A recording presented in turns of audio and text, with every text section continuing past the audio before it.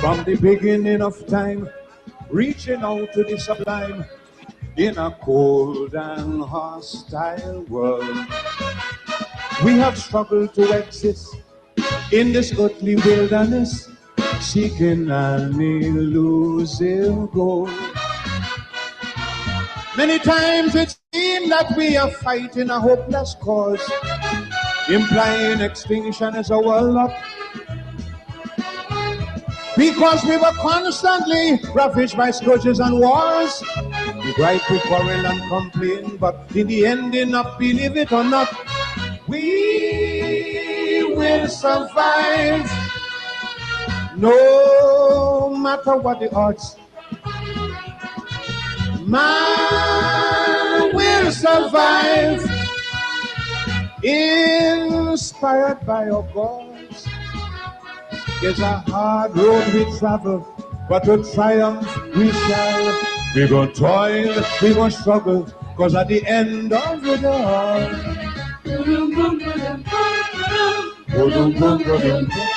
whether you're big or small, Peter helping Paul, till the master call, we fight for survival. Oh, yeah.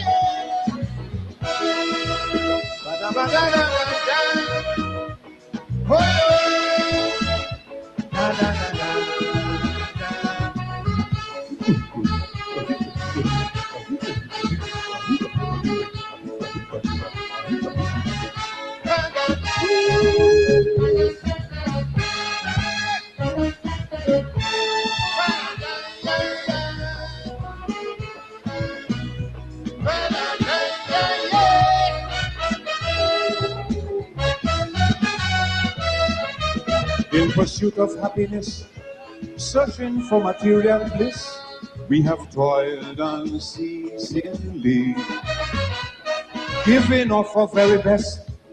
In this never-ending quest, we have sought increasingly.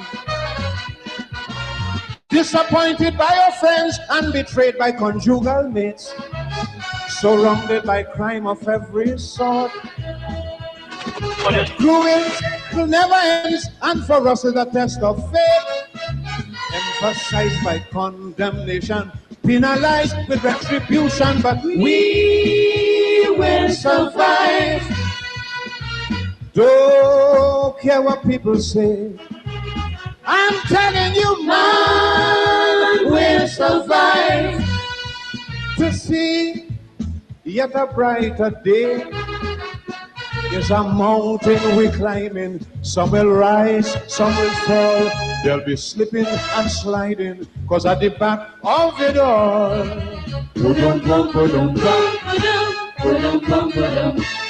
metaphysical, deep and spiritual, till the master call, we fight for survival. Whoa, yeah.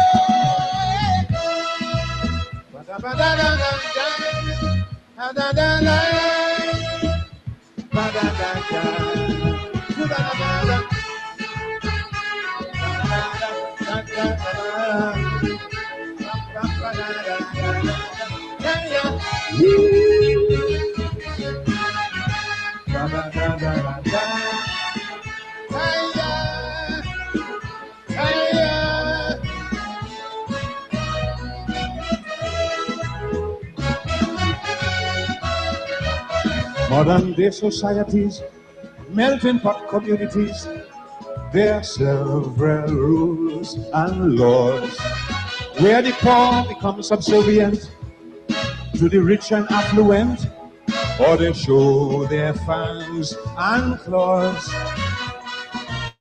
Divided by creed and race, it ain't easy to be free. No one knows for sure if we really can never find an equal place and live as one family. Sometimes it's hard to find solution, but nothing conquers the will of man. We will survive. Though times may be rough, man will survive.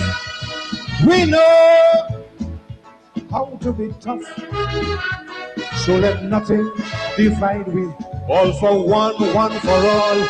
Feel the power and the glory, cause at the back of it all.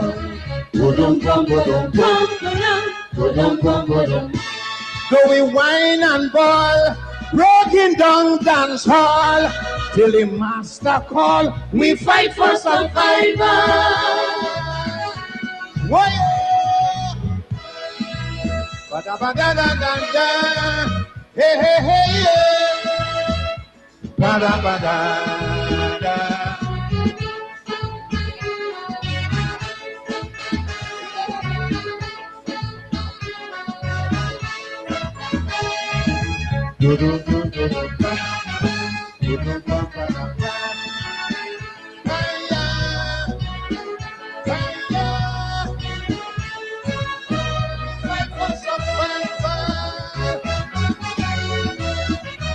Coming through the dark ages, looked upon as savages, haunted by unrighteousness. Time and place and circumstance, and some people's ignorance, we have to face all kind of prejudice. Subjected to slavery, bound by economic chains, quick to hold but slow to develop. Daunted by redundancy, plagued by emotional pains, still for all we wouldn't stop. Christ surrender or give it up, no. We will survive as we have throughout the years. And we'll survive through pain, sorrow and tears, to ensure our existence, to walk proud, to stand tall, yet to humble in His presence, cause at the back of it all,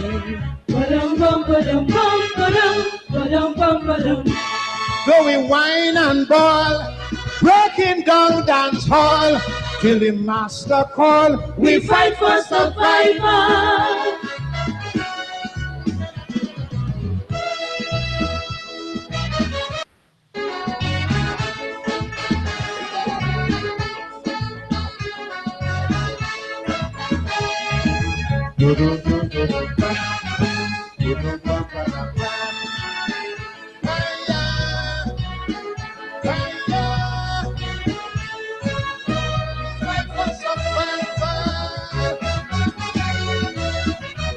Coming through the dark ages, looked upon as savages, haunted by unrighteousness.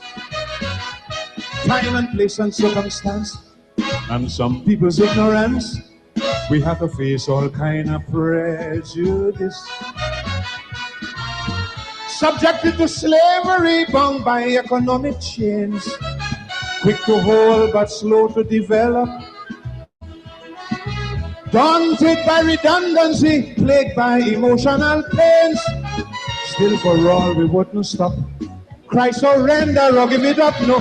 We will survive as we have throughout the years. And we'll survive through pain, sorrow and tears, to ensure our existence, to walk proud, to stand tall, yet to humble in His presence, cause at the back of it all,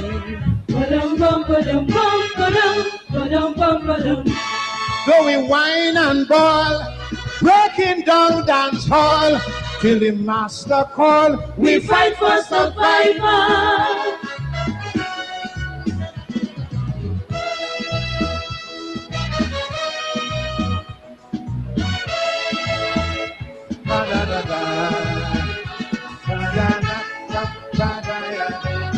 Francisco.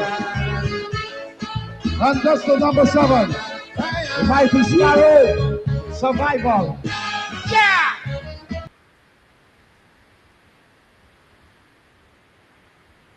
Brother Springer Francisco, the Mighty Sparrow, the greatest of them all. Till the master call, we fight for survival. A little bit of optimism there. And we're trying to be optimistic in this time when heads are bowed and people are wondering what would happen as we press forward in this time. We fight for survival. Man shall survive. Speaking particularly about we West Indians, but generally about the human species. Man will survive. Man and woman will survive. We shall survive. We shall survive. We have to survive. A very good evening to you, coming to you from Buxton Village. Some will say the Buxton Republic, but I'm not going to be chauvinistic tonight. Coming from the village. The village is a particular space. To be born in a village and to live in a village, to grow up in a village is a privilege. Some of us take that privilege for granted because your character is shaped by the social relations in what we call the village. And our villages, as you know, came out of particular circumstances. The villages in the village movement in the post-emancipation era was what Quayana referred to as world history. Those who created those villages, they bought lands and they created villages. And in creating villages, they created a space where those who were once enslaved could smell the aroma of freedom. The end of slavery did not mean the end of oppression, but it certainly gave those who inhabited those villages a sense of themselves as equal human beings. Creating world history, creating these villages for us. The legacy of what could be done when we stand together as a collective. The newer villages, of course, are the villages of our East Indian brothers and sisters who came at the end of slavery and in the period of indentureship and created villages in front of the sugar estates. The new villages, our Amerindian brothers and sisters, of course, were here before, and they had their own habitat, their own spaces, their own villages. And today we have extensions of those villages, the new schemes and so forth. So a village is a special place. And as I said, it's a privilege. We must see it as a privilege to be born in a village and to be raised in a village, to be nurtured and sheltered by a village.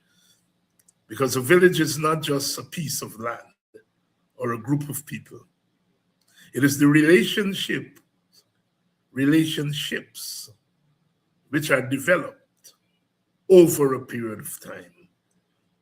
That villages take on their individual character, their individual identity, so to speak.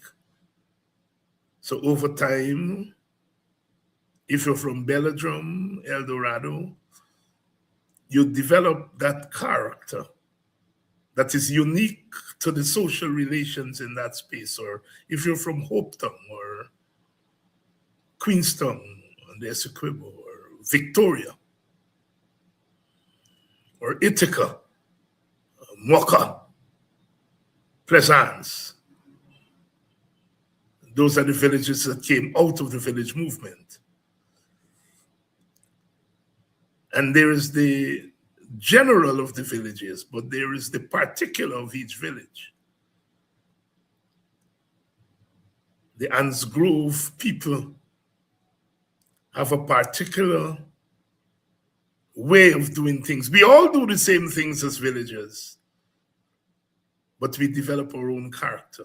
Thank God for the villages. Thank our ancestors for creating the concept of the village. And as I said, our Amerindian brothers and sisters in their settlements, their villages set the tone.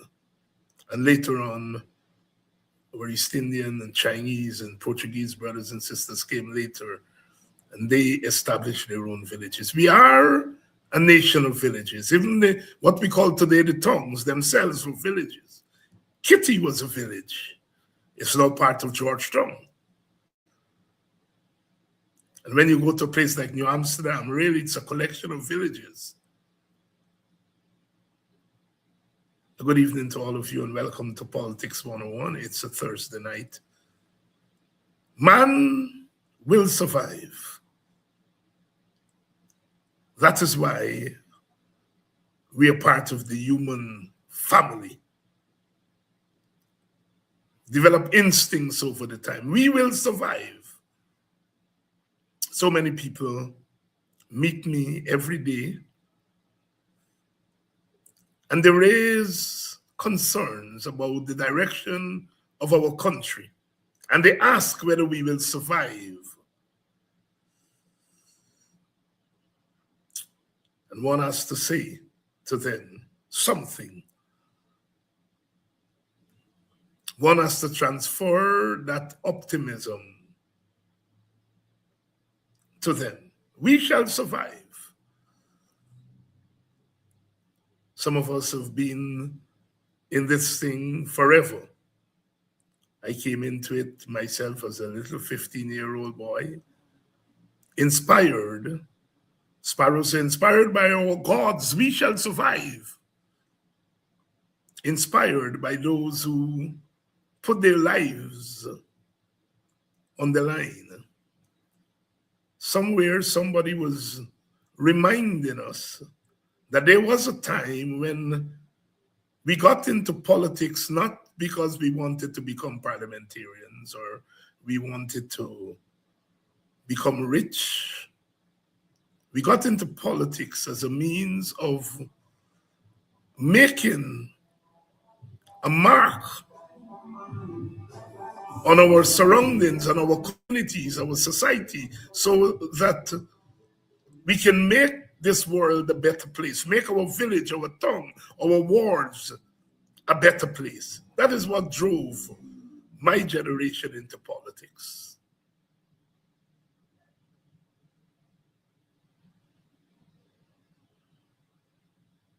There was a time as a young man, I was not afraid of prison.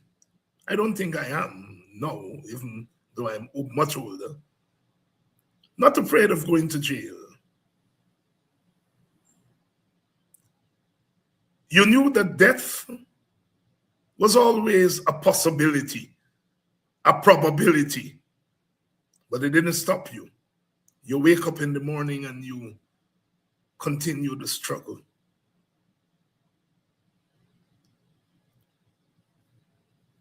And so it is that we confront the present.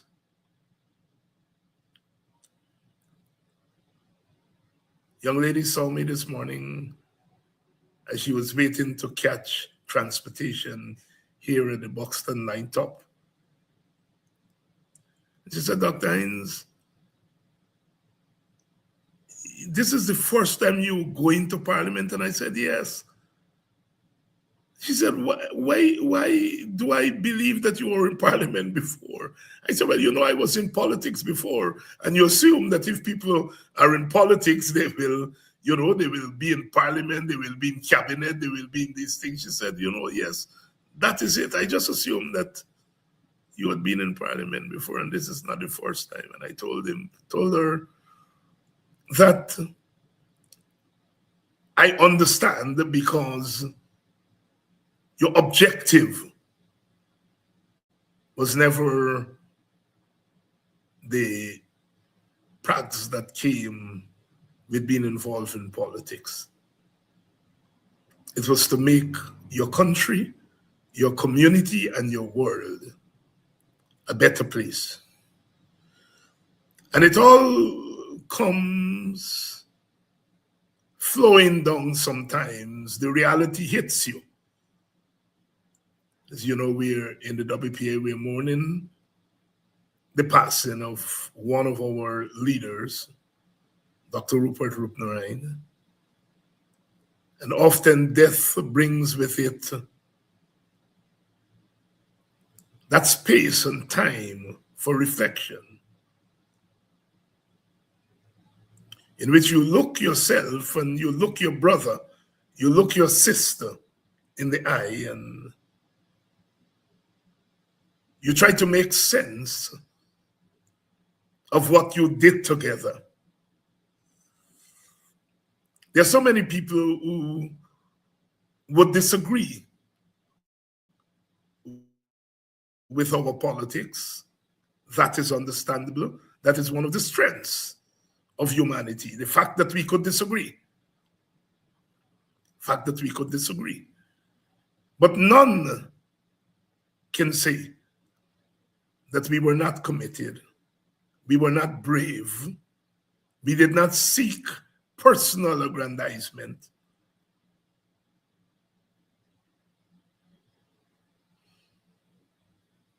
And that is what I think that we have to struggle. The world cannot turn back and go back to 1960 and 1970.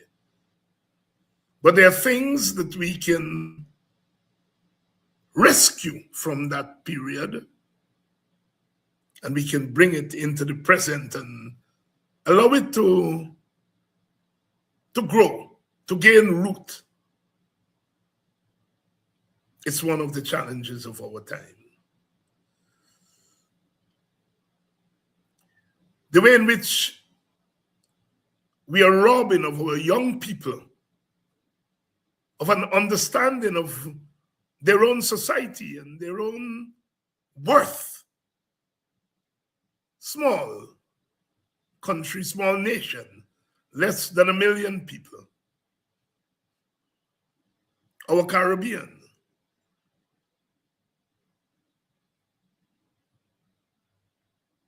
$35 million when we talk about the wider Caribbean. If we talk about the English-speaking Caribbean, no more than 7 or 8 million people. Small countries, but very complex. And it's for that reason that we have produced, coming out of our Guyana and our Caribbean, we have produced the kind of standard bearers, whether they be intellectuals, whether they be sportsmen and women, whether they be political activists, that have helped to shape not just our Guyana and our Caribbean, but to shape the world that we live in. Small societies, but complex spaces. Complex. Martin Carter said, out of a jagged block of convict years, I carve it. Out of a jagged block of convict years, we have carved out this Caribbean. The sharp knife of dawn glitters in my hand. How bare is everything? Tall trees, infinite air, the unrelaxing tension of the world, and the hope only. The kind eagle soars and wheels in flight. Hope only. Rupert Rupnarine was our kind eagle, one of our kind eagles, soaring and wielding in flight. I know the sacrifice they made because I happen to have walked with them. You know, there is a way in which one of the criticisms, and that fellow, I hardly want to call his name, who is trying to diminish Dr. Rupert Rupnarine, Freddie Kissoon, who was once part of us, but now he has changed political allegiance and he has changed his narrative. He has changed his tune. And I'm saying we must have the right to change our political allegiance. But when you change your tune based on where you stand party-wise, and you begin to bend the truth to accommodate your own change, then something is wrong. You wrote a column saying that Dr. Rupnarine hated Cherry Jagan. You attempted to ask, what does he know about Rupert Rupnarine? Freddie was part of the WPA, but he was on the periphery of the party. And it's difficult for me to say that because every party member is vital, whether you are the center or you're the periphery. But some of us happen to spend some time at the center, and so have some insights given where we were located. Freddie was never located at the center of the WPA. You know, the brother, contributed. And somebody called me today and said, Dr. Hines, I don't know Rupert Rupnarine individually. But when I read Freddie Kissoon, I sense some jealousy. And I wonder why he usually picks out WPA people for special beating up.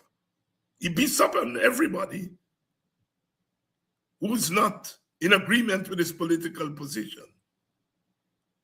But this person told me that she sensed jealousy.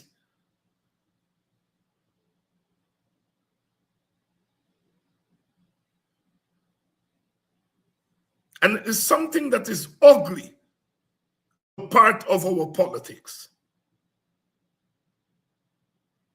All political activists have made errors of judgment. They've made statements.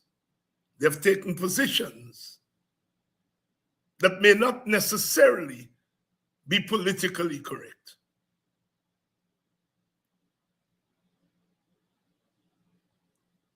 But I say of people like Rupnarine and other so-called middle-class people who came into the struggle, that where they have not been perfect, where there was imperfection, and there was imperfection, all of us, it was compensated by commitment, sacrifice. Commitment and sacrifice. And I want to say something about this middle class story. Like so many of us, I happen to be born in a village. I don't think we had middle class in the village. Maybe one or two people were uppity and so on. And so you can hardly describe people like us as so-called middle class, but there were some people who were born into privilege in a way that others didn't. And for me, it is not the privilege that is the problem, it's what they use the privilege to do. If Rupert Roopnaraine and Andaye and others were privileged people, they were born into privilege because of their parents may have escaped the ghetto a little bit earlier, and they were born into privilege. I don't think the crime, being a privilege is a crime. It's what they did with that privilege. And they used their privilege to serve the struggle of the oppressed. And I think one has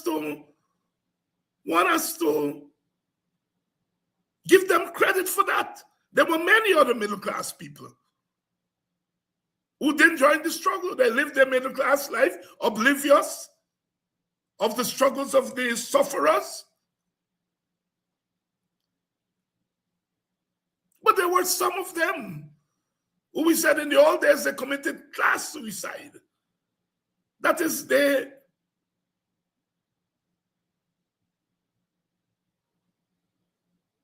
reach for those lower than them. I remember Michael Manley, middle class, mulatto, mixed with black and white, more white middle class, coming back to Jamaica and finding himself in the middle of the struggle of the oppressed. I used to call him Joshua.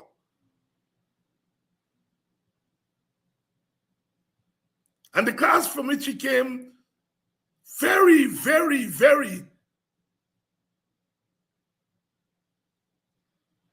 critical of him for joining in the struggle of the oppressed. Yes, middle class people didn't care, but some cared. And yes, they brought with them their middle class sensitivities. Why shouldn't they? But I can tell you, as one who spent most of my life around sections of that class, I want to salute them. We used to laugh in the WPA. Brother Rupert had this way about him, you know. He would come into the WPA office and he would say, you know, we have to flood the city with 10,000 flyers. And Brother Wazir Mohammed, who was then the party relations secretary or WPA's equivalent of general secretary, would say, but Brother Rupert, we have one ream of paper in the office. Rupert would leave the office and jump into his car. 2 hours later, he would come back with 15 reams of paper. He could do that. I couldn't do that. Wazir couldn't do that. He had contact in the middle class and was able to raise resources from that class for the struggle, for the party. I couldn't do it. I know middle class people. We come from Buxton, you know, village, poor people. Wazir couldn't do it. So many of us couldn't do it. Those who came from that class were able to raise resources from that class. Other middle class people didn't want to be associated in an open way with a political party, but they supported behind the scenes. Sometimes we had to sleep in different homes at night. I remember one night going into a home with, I think it was Brother Walter, who had to sleep at that home that night. And I think was asked to move along with him. In those days we call it shadow. And I ended up at the home of one of my former teachers. She said, "You bitch, you always know you had this rebel thing in you," because she was one of the teachers that we gave her a hard time at school. And here I was hiding one night in her home. You know, that class, sections of that class played their role. And Toto said that Rupert Roopnarine was less than desirable because he spoke well. He spoke the Queen's English, and that he was from the middle class. I think it's backwardness on the part of people like Freddie and so on, who are, trying to say something is wrong with people because they come from the middle class. And he, like I said, was not central in that way to the struggle to understand the sacrifices these people were making. Things that he couldn't do and I couldn't do. Yes, class is a real thing. The middle class could be very unkind. When Forbes Burnham came back in the early 50s, he was not accepted by what we call in those days the Redskin middle class. Wasn't accepted by them. They thought he was too black. And I want you all to hear me out on this, because you heard that surface during the election campaign that Aubrey Norton was too black. They told Burnham he was too black. His father was a schoolmaster. He was not in their category.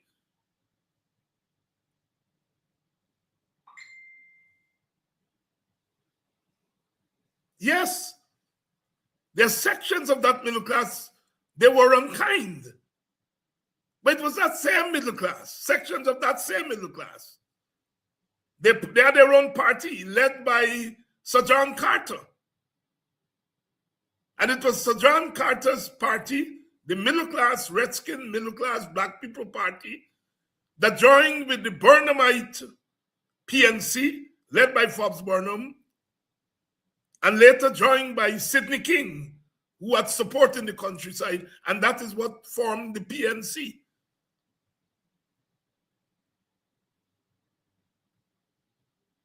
So I'm making the point that one has to be fair when one is talking about that class. And I think Freddie is out of place. It's out of place and out of order. Heaping all kinds of crimes.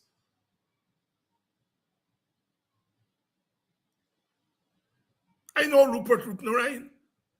I know Rupert Roopnarine didn't hate Jagan, as Freddie is trying to say. The antis didn't like Jagan.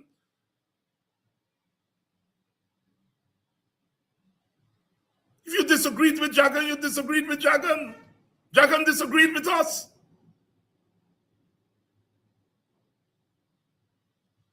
But what he's doing is trying to influence younger East Indians who are not aware of our history into believing that Rupert Roopnarine is not as important as we are making him out to be.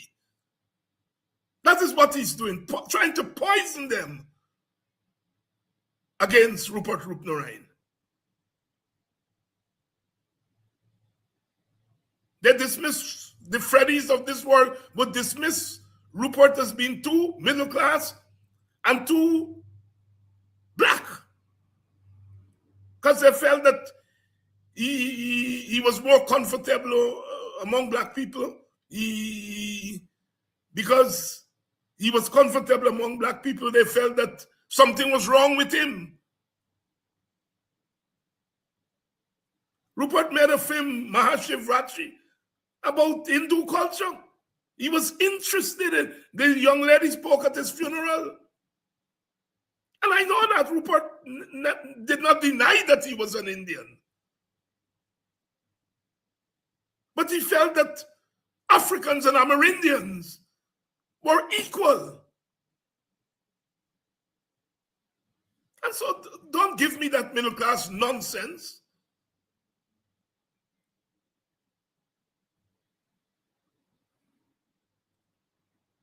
They're bad middle class and good middle class people. They're bad working class and good working class people. And I say tonight that the middle class people that I came into contact with in the WP and around the WP were champions. They could have done anything with their lives. They came to the villages and they ate conky with us and drink lang swank with us. They didn't have to do that.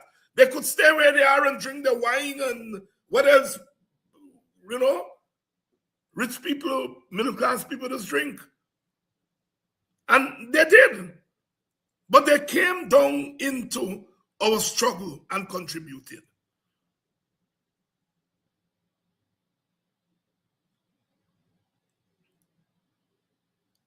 Burnham spoke the Queen's English. But did that make him less of an effective leader of his people? It is not the Queen's English that they spoke. It's what they did with it. What they used the Queen's English. They used the Queen's English to bring down the Queen's empire. That's what the Roopnaraine and Burnhams and those eloquent. Some people spoke a certain way, others of us speak in another way. And so this attempt to diminish Dr. Rupert Roopnaraine will not go unchallenged. Tomorrow night, we in Buxton, the WPA members and friends of Buxton, we are calling all of Rupert's friends and admirers to come to our village, where we will pay our tribute to him. Come, you have something to say, you will get a chance to say it tomorrow night. There are many people who worked with Rupert, work for Rupert, who were his colleagues in his various endeavors. We'll get a chance. And we have no hesitation, absolutely no hesitation in doing that. And Brother Walter was assassinated in 1980. The others, Roopnaraine and Quayana and Thomas and so on, rose to the fore and took up leadership, not just of the party, but of the struggle,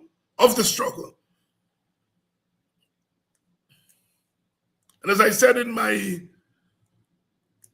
remarks at Rupert's funeral, the myth that the party broke up when Walter Rodney was murdered is not true. We didn't have a party with structures at the time Walter was murdered. The circumstances did not. In fact, when we became a party in July of 1979, we weren't planning on becoming a party at that time. We were planning on becoming a party maybe 2 years, 3 years down the line.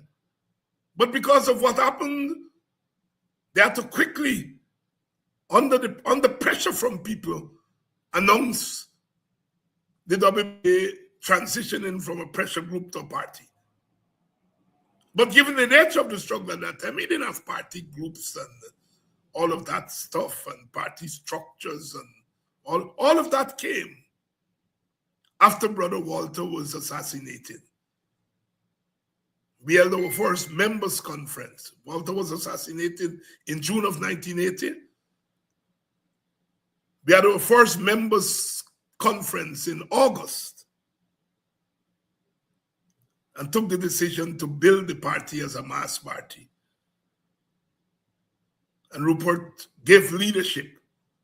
And he must be credited for doing so. But if you say the party broke up and Walter died, then you are seeking to write the rest of us out of history, which is not true. And so Rupert Rupnaraine has carved out his own space.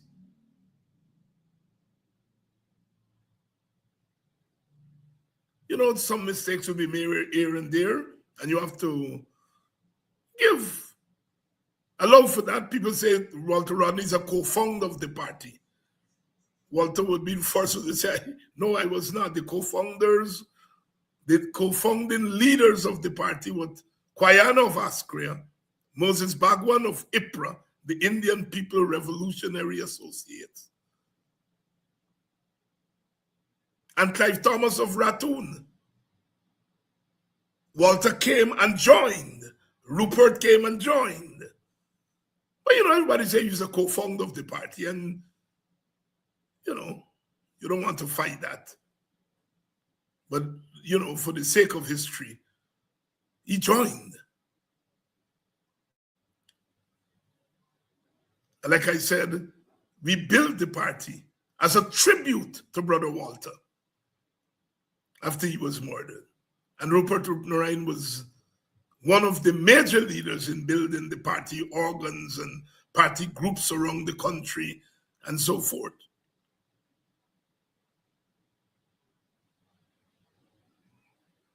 So we have to fight back against the people like Freddie Kissoon who are seeking to poison the minds of our young people who didn't live through the period, and in this day of the internet, somebody says something and, you know, and it's repeated 2 or 3 times and it becomes gospel.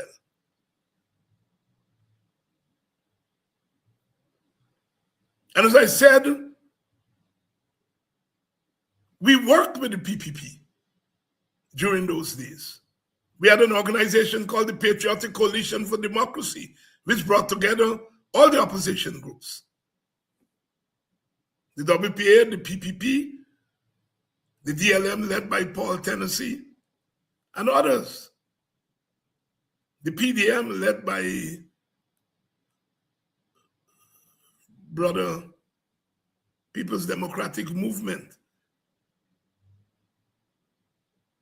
led by Llewellyn John. They had a gentleman named Mr. Bacchus, had a small party from Linden. And Rupert worked tirelessly. But like I said, the most important thing was the coming together of the WP and the PNC later on. And we had to arrive at that point. It wasn't just a WPA thing or a Guyana thing, it was a Caribbean thing. In all of the Caribbean countries, there were left-wing groups like the WPA. In Jamaica, you had the Workers' Party of Jamaica led by Trevor Monroe. Antigua, the Antigua Caribbean Liberation Movement led by Tim Hector. The Forum in St. Lucia, led by George Odlum. The NJM in Grenada, which took power in 1979, led by Maurice Bishop. And you go through the Caribbean, and they were all left-wing groups. And if you check now where the leaders who are left of those left-wing groups are, some of them closed the parties, and they're joining parties that they struggled against. Trevor Monroe became a member of parliament for the PNP, and he fought against the PNP this time. He was a leader of the Workers' Party of Jamaica. Tim Hector merged his party with other parties to form the UPP in Antigua. The UPP is now the major opposition party in Antigua. It was in government for about 10 years. George Roblam joined and went into the St. Lucia Labour Party, and you go through. We in the WPA didn't close our party, but we went into an alliance with the PNC. And so this thing that, one of the things they would oil at me in my short stay there in the National Assembly, you sit down with the killers of Walter Rodney. And they simplify our history. The world, our Caribbean moved in that inevitably. We had to put our differences aside in the interest of the country. The PPP had pushed Guyana to the point, killing hundreds of young people, extrajudicial killing. Moved this country to the point where the country was unraveling. And we had to find common ground.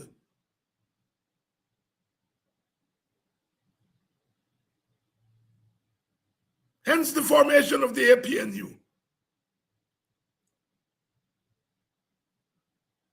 They want us to be ashamed of that. I tell the story. of Dr. Rupnarayan and myself going into West Bobbies. And those people telling us, thank God. Thank God that you come together. And we don't got to choose between Bornham people and Guyana people no more. The burden of our struggle. There's still some PNC people who are mad at the WPA because they say we were instrumental in removing Bornham. And we have to live with that. But we were instrumental also in bringing our people back together.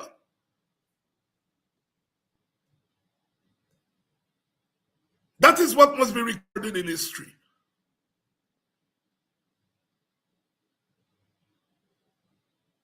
The force of history took us there. We're all family. Whether you're PPP, WPA, PNC, wherever, we're all AFC, we're all family. We're all part of this experiment that we are calling Guyana.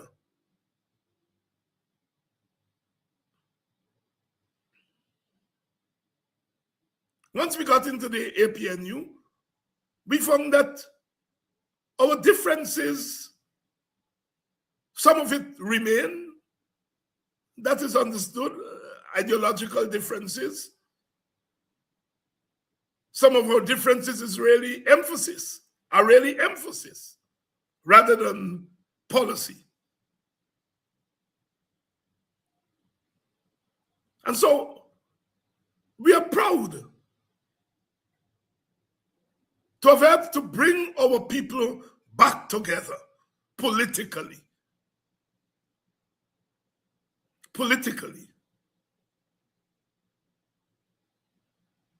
The PNC is a product of Guyana. The PPP is a product of Guyana. They didn't fall from the sky. Whatever criticisms we have of them are really criticisms of ourselves because they came out of our bosom.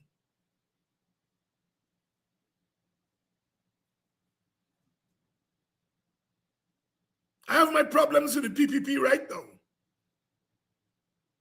The way in which they are prepared to gamble away what is beautiful about our country. But a PPP that agrees to equitable distribution of the resources of Guyana, I can work with. A PPP that agreed that agree to treat all races equally, I can work with. A PPP that is prepared to look corruption in its face and to help to wipe it out of the face of our country, I can work with. A PPP that restores the subvention to IPANEGY and upgrade it, increase it, I can work with.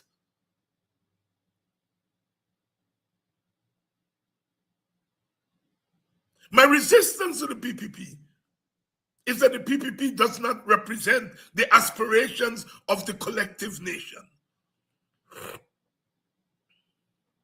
And when we felt that the PNC was not going in that direction, we fought against the PNC. And so we are morally obligated when we see the PPP taking our country to a worse place to say no, no. We recognize the fact that half of this society vote for the PPP. And so the PPP cannot be dismissed.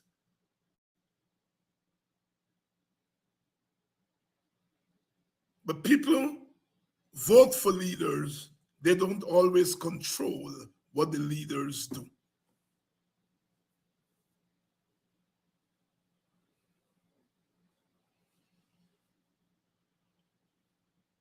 The PPP is into the politics of revenge. And I want to say on behalf of the WPA, we eschew. We turn our face against the politics of revenge. I was jailed under the PNC for 3 years. Many of my comrades were. Some of my comrades were murdered under the PNC. But I declare here tonight that I'm not interested in revenge.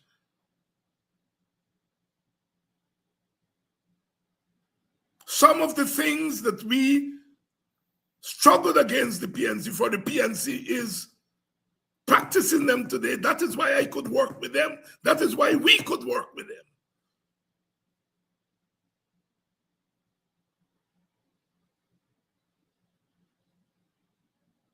The PNC agreed to free and fair election. The PNC today is the victim of rigged elections. The victim of rigged elections. And that is why we can work with them to turn back what the PPP has imposed on this country.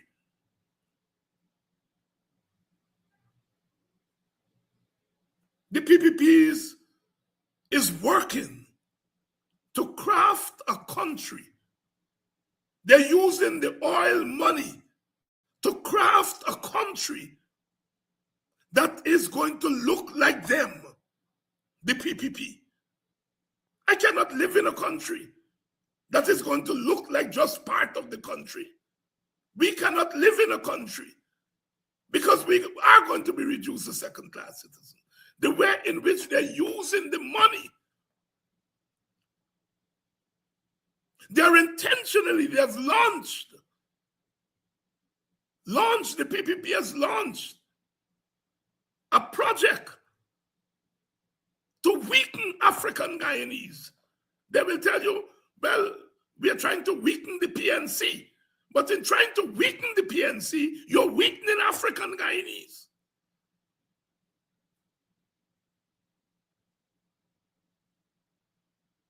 They're running around the place laughing that young African Guyanese are today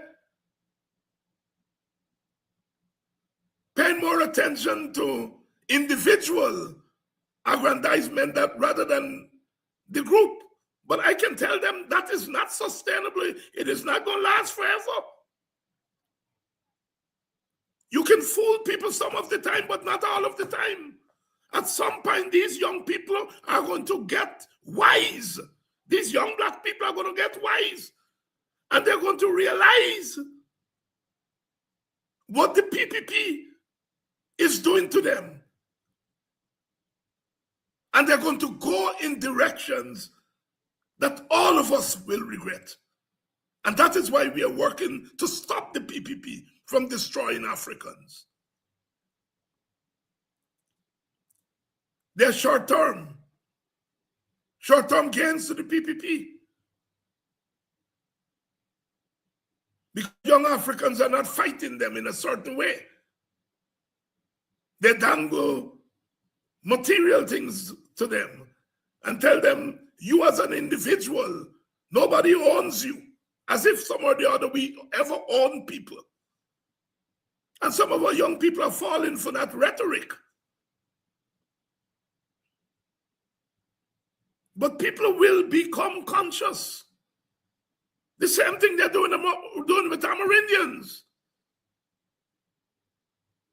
And the day will come when those young people who are being misled now will become conscious. And when that consciousness hits, the PPP may be planning, as autocratic regimes do, that whenever that time comes, they're going to use the power of the state to crush the resistance of the people. Maybe that's what they're planning. Maybe that's what they're planning. The PPP has reduced the vote in this country to a joke. To a joke.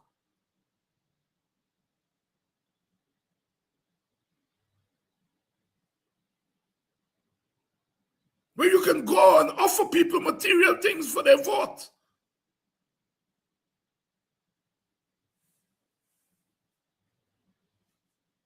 It's not just a destruction of democracy. It's a destruction of our history. Because the vote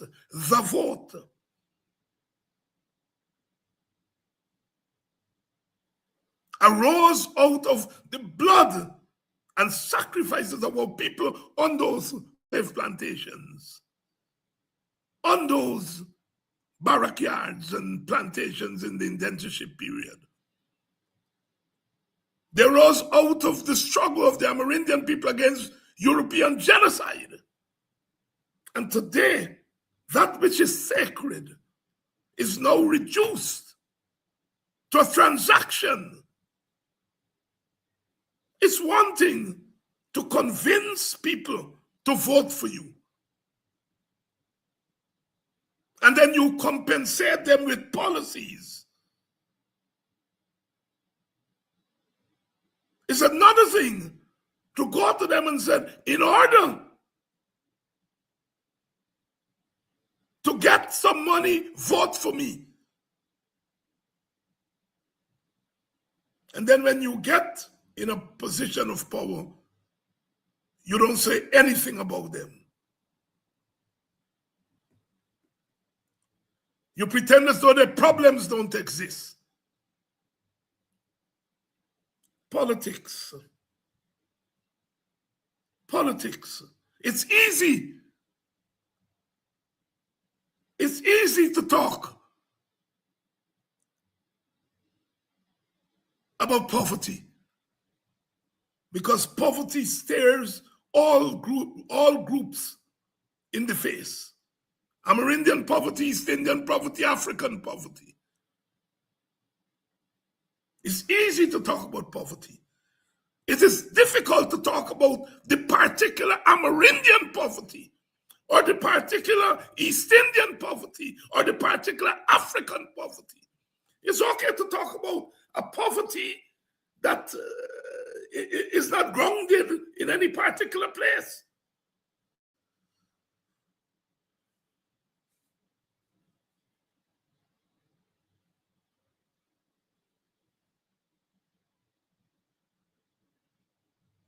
My comrade Andaye was a feminist, but she didn't call herself that, but she was a women's rights person.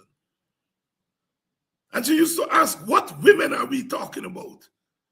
The woman who rings her bell to call the other woman to bring food at the table. And then she rings the bell for the woman to come and clean off what she and her friends eat at the table. They're not the same woman. One woman has power. One doesn't have power. The maid at the table doesn't have the same power as the mistress. It's easy to talk about women. It is difficult to talk about particular women who are suffering.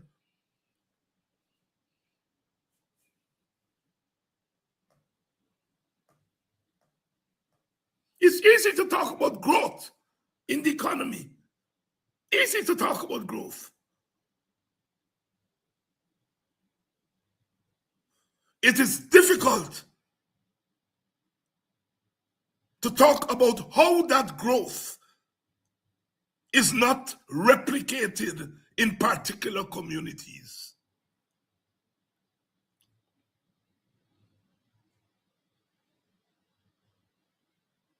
Every now and again, if I have to go up for something, friends, they say, let's go up to Giftland.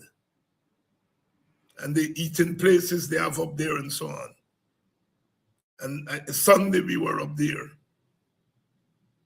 And the usual thing, people recognize you.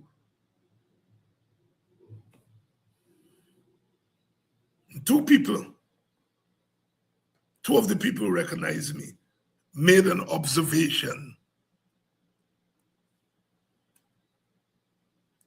One was an African brother, and the other was a mixed young lady who drew my attention to the ethnic makeup of the clientele up there. I had noticed it before, and some of my friends who were with me had earlier made the same observation. Now they have black people and Amerindian people up there eating. You can say they don't have too many Amerindian people there in the hinterland. Now they have black people. Because of course, when you go up to those places, you're paying not just for the food, you're paying for the ambience. So the food a little more expensive. Not too many black people up there. And then half Indian, half black person, Douglas person, point out to me. Those are realities. It's difficult to talk about those things. They're going to call me a racist tomorrow for pointing that out. This Indian clientele that's going there, it's not their fault that African people can't afford to go and eat there, or Amerindian people. It's not the Indian clientele who go there. It's not their fault. That they are more able to afford the food and the other products that are being sold there than their sisters and brothers of another ethnic group. It is the inevitable inequality in the society that was there during colonialism that we put a small dent in the early years of independence, but it's there, and we have brought that inequality into this era of plenty money.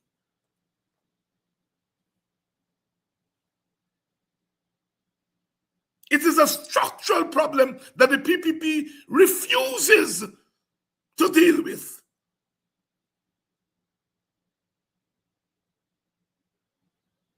You have to put more wages in black people hand.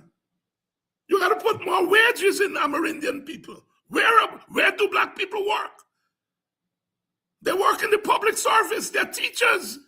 They're government workers. They're police and soldiers. You have to put more nurses.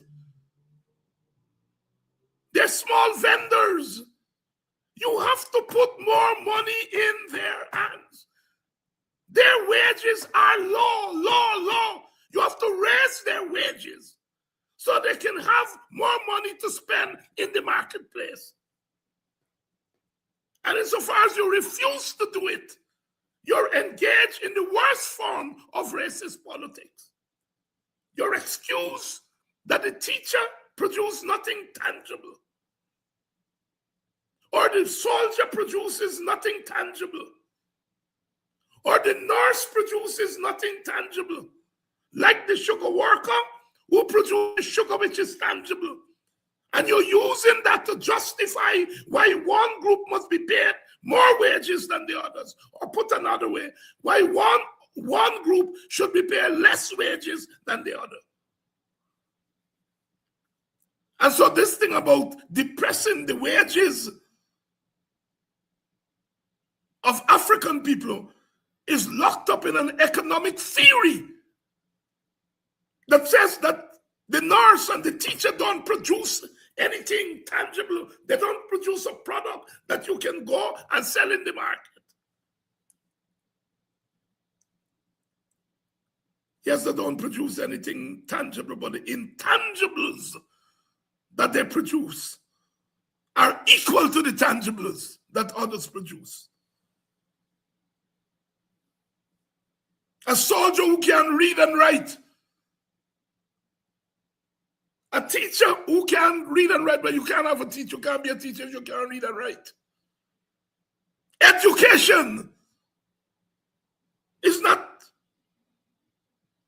an intangible. Education is a tangible thing. What does the teacher go and sell to the government? They're selling their education, their training, their ability to read and write. That is tangible. And yet you refuse to pay them wages and salaries that they can go to the market with. So when you go up to Giftland and you see, or you don't see certain groups there, it's because they don't have the kind of wages, the kind of money to spend in that marketplace.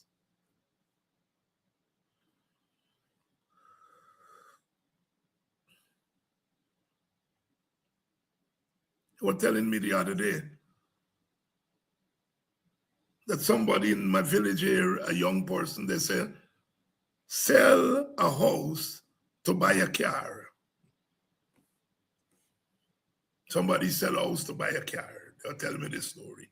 And apparently it is something that is not totally uncommon in our community, the African community. And I had to explain to them, but that is poverty.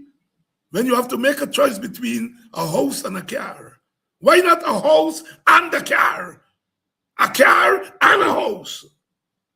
The fact that people have to make a choice between a car and a house, it's not that they're stupid or their priority is wrong or something. They were trying to tell me. And perhaps they have a point there. But I was less concerned about whether the priorities are right or wrong.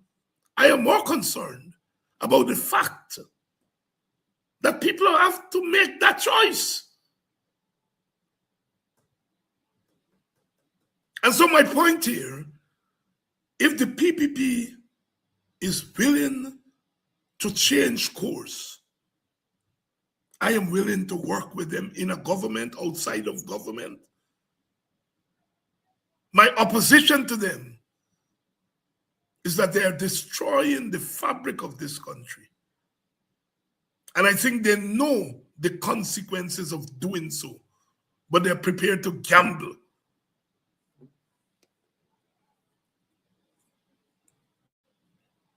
They're prepared to gamble. Those same little Africans that they think that they are fooling today,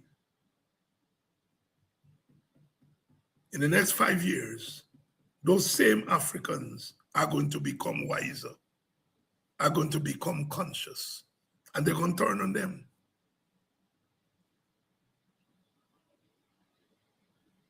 And that is what people like myself are fighting to prevent. We don't want our country to go that way. So many Indian people are now speaking out in private. I meet them every day. They tell me what their private and true feelings are. They regret that they can't express themselves publicly. And we have to sympathize with them, because if Africans who are feeling it, Amerindians who are feeling it, can't say it in public, the fear that has been engendered in this society.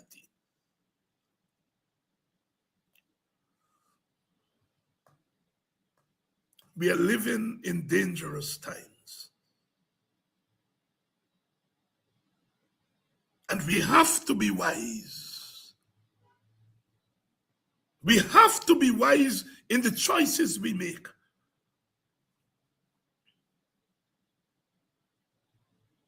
We have to move smart.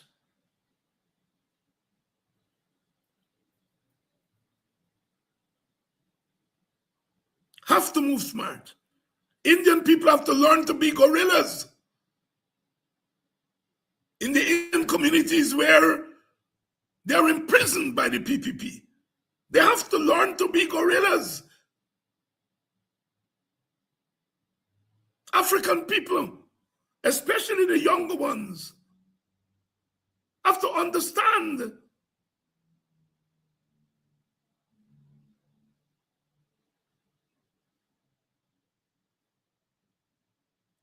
sometimes what appears to glitter is not gold.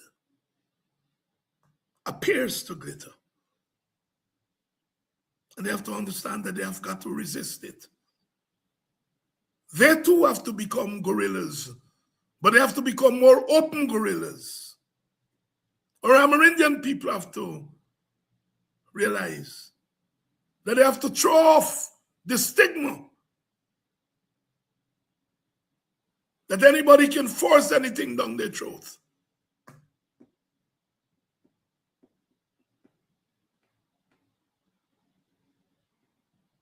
Only we can change this country.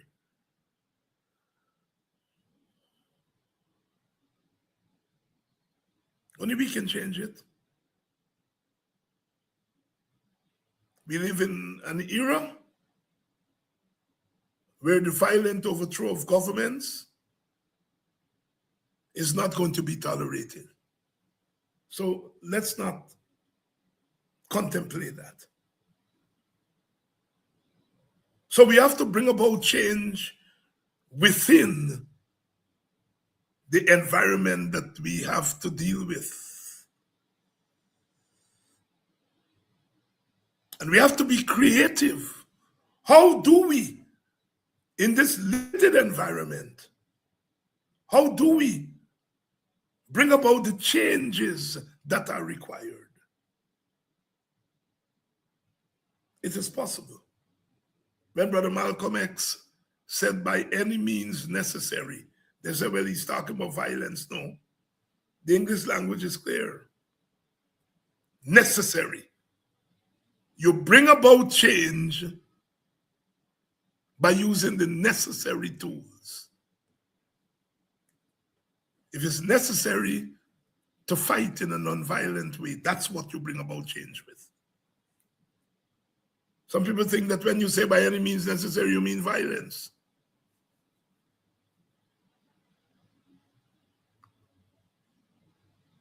And they would like us to talk violence.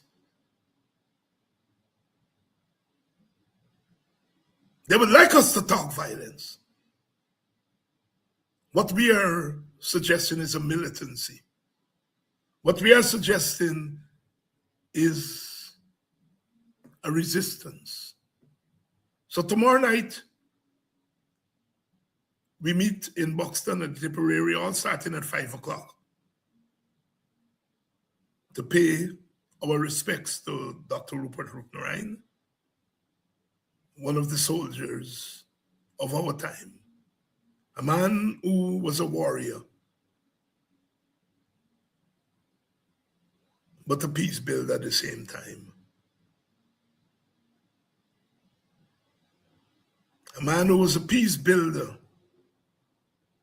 but a resistor at the same time. We have to move smart. We have to move smart.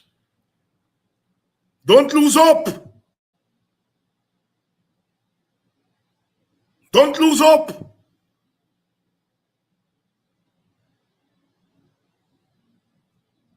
Don't abandon the young people.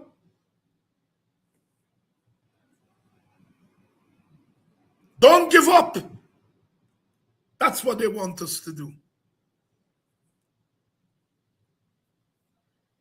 We cannot allow our country to go back to the gates of the plantation.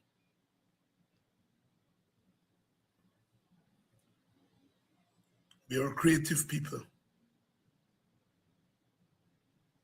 We've created a country out of swamps. Thousands of shovels of dirt were dug by our African ancestors. Man shall survive. Until the master call, until the master calls, we shall survive. But we survive to overcome. We survive to win our freedom. We survive not just to survive. We survive to break down the walls of oppression. We survive to turn negatives into positives. We survive to frighten the hell out of oppression and bring it to book. We shall overcome always.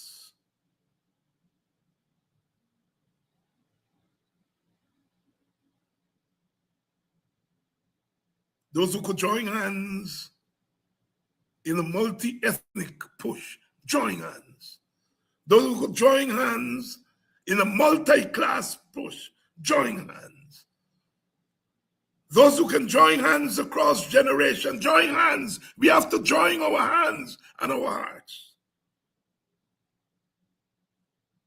Brother Walter Rodney used to say the greatest unity is unity in struggle, not unity that comes from your mouth that I know some Indian person or I know some African person. We just drink together.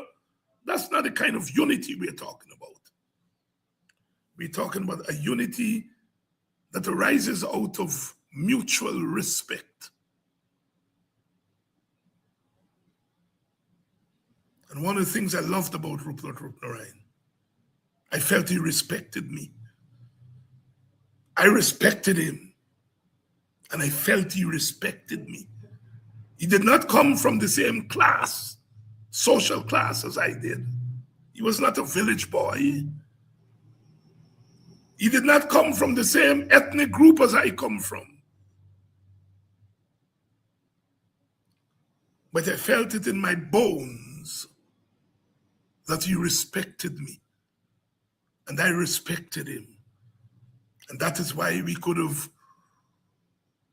worked together to break down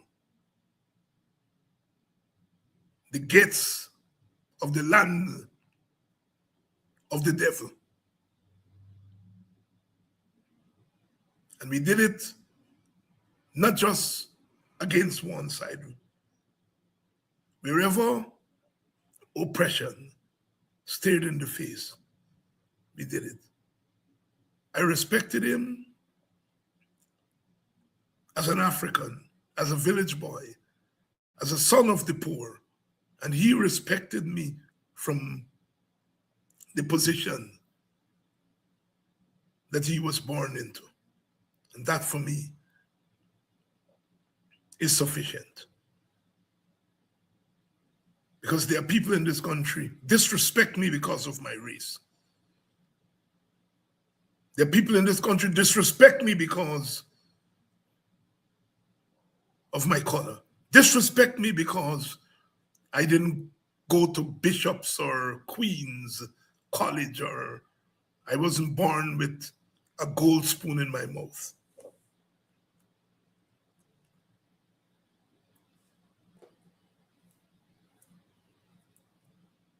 We are together in all of this. East Indian people are never going to be free, truly free, if Amerindian people are unfree. And Amerindian people will never get their freedom in this land that they occupied before all of us if Africans are not free. We are in this together not as a cliche. We are in this together because this money that is floating around in our country, if we do not check it, it will destroy us. The tragedies that are befalling this country, the tragedies when it's young babies, children, unnecessarily drowning, unnecessarily being killed, young men killing themselves, stabbing each other unnecessarily, because the moral compass in our country is not guiding our nation in a certain way.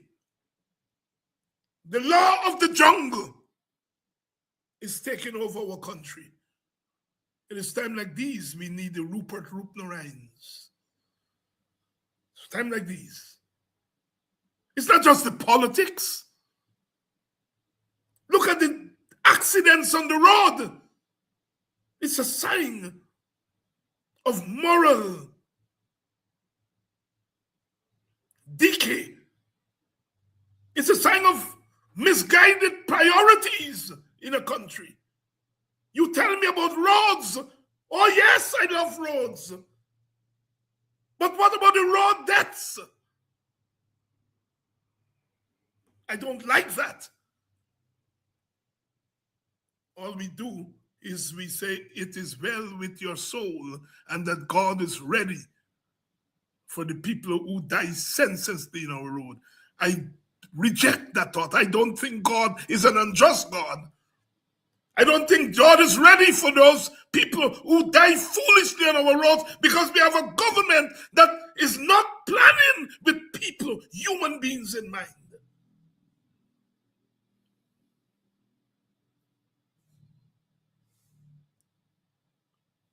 God is not an unjust God.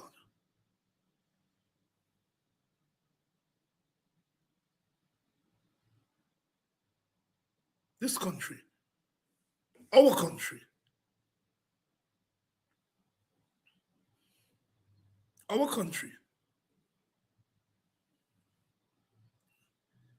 is not going to get better if we, the inhabitants,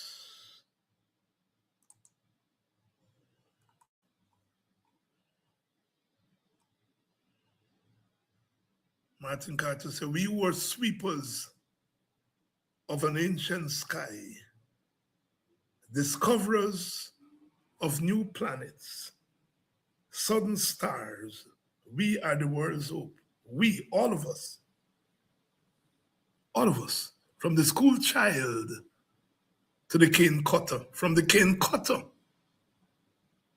to the teacher, from the teacher to the businessman and woman. We all are meant to be sweepers of an ancient sky, discoverers of new planets, sudden stars, because we are the world's hope. And when we abandon that task of giving hope to our world and giving hope to our nations and ourselves, we have only ourselves to blame. The mighty sparrow said it well. Man shall survive. Because of our gods, we shall survive. Till the master call, we shall survive. But we have to survive not as dormant beings, but as active beings, ready always to stand in defense of our collective dignity.